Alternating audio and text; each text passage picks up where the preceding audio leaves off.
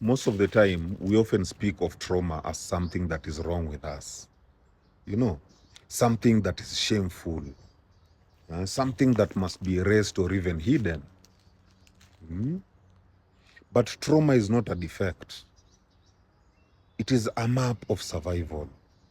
It is evidence that you faced difficulty and developed ways to keep going. Even if those ways were imperfect. Uh, to treat trauma only as a wound to eliminate, that is to deny the wisdom that is encoded in that trauma. Healing is not about chasing perfection. It is about recognizing trauma as a teacher. Then now choosing what to carry forward and what to let go. You know, Trauma is essentially an imprint of how your nervous system and your psyche responded during overwhelming circumstances. Like, for example, a child ignored emotionally may learn to suppress feelings as a way to protect themselves. Or even someone who is betrayed, they might learn hypervigilance and even mistrust to avoid being hurt again. A person who is facing danger may turn to humor, they may turn to dissociation, they may turn even to aggression as shields. These coping strategies are not random.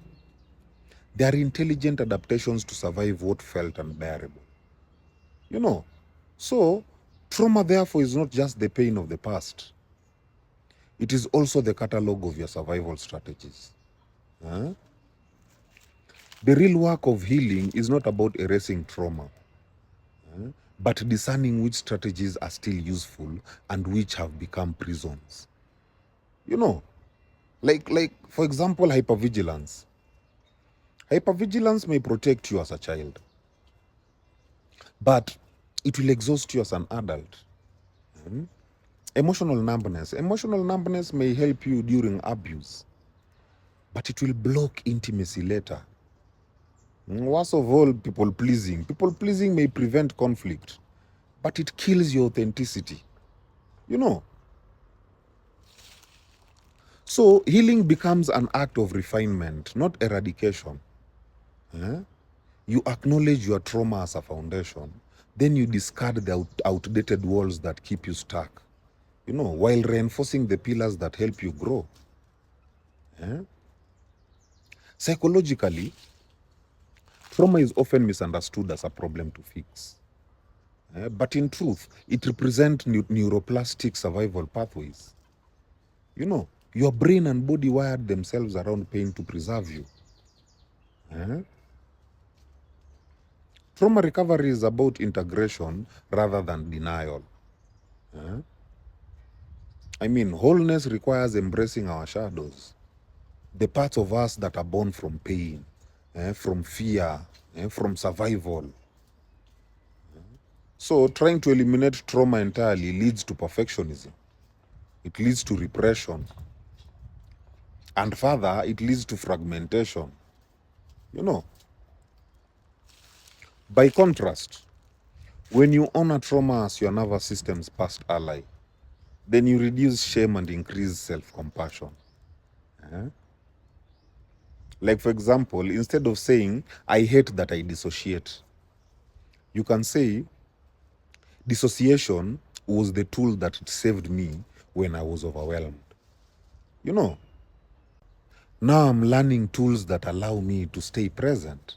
You know, that shift transforms trauma from a curse into a story of resilience. Spiritually, trauma is part of your soul's curriculum.